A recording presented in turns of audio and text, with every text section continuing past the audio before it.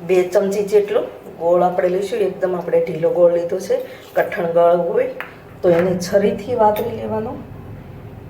તો આપણે એમાં અડધો ગ્લાસ જેટલું આપણે પાણી નાખીશું ને આવી રીતે મિક્સ કરી લઈશું, એટલે આપણો ગોળ ગળી જાય।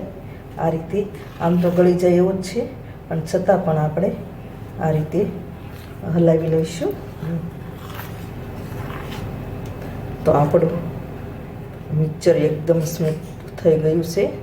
તો હવે આપણે એક મિક્સર જાર લઈશું। આ મિક્સર જાર લીધું છે,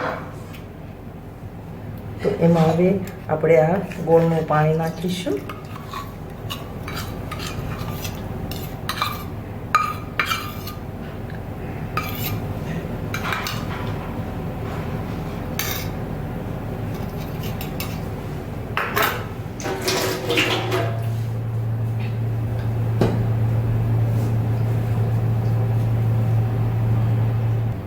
આપણે એમાં થોડા ફુદીનાના પાન નાખીશું। આપણે ફ્રેશ ફુદીનો લેવાનો, એમાં આપણે આદુના ટુકડા કરીને નાખીશું।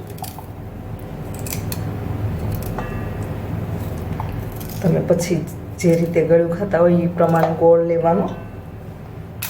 હવે આપણે એમાં લીંબુ નાખીશું। આ રીતે લીંબુ નાખી દઈશું। તમારે ખાટું ખાવું હોય તો વધારે તમે નાખી શકો। હવે એમાં આપણે ચાટ મસાલો નાખીશું।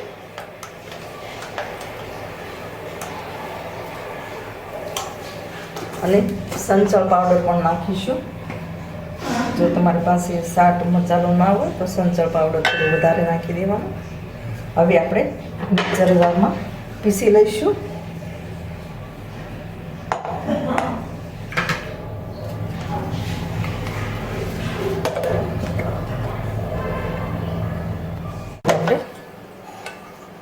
ખોલી લઈએ। હવે આપણે આમાં બરફના ટુકડા નાખીશું।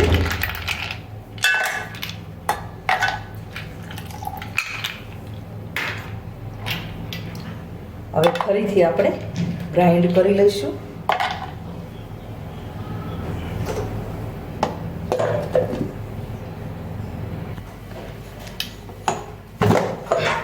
હવે આપણું ગોળનું શરબત બનીને તૈયાર થઈ ગયું છે, તો આપણે સર્વ કરીશું।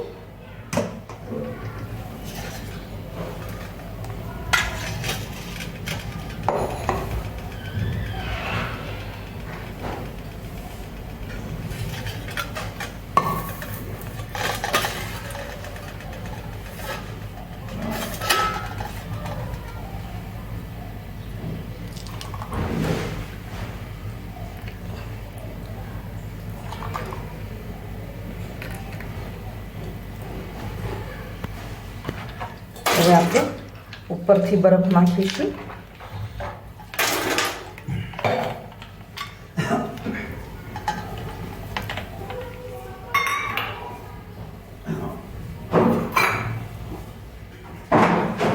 પુદીનાથી ગાર્નિશ કરીશું।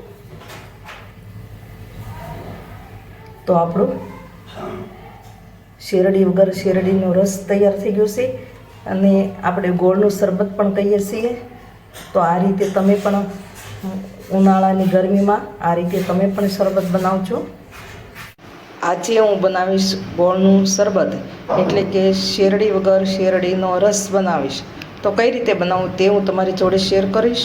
મારો વિડીયો લાઈક કરજો, શેર કરજો, ચેનલને સબસ્ક્રાઈબ કરજો, બેલ આઇકોન દબાવવાનું ભૂલતા નહીં, અને કમેન્ટમાં લખજો મારી રેસીપી કેવી લાગી।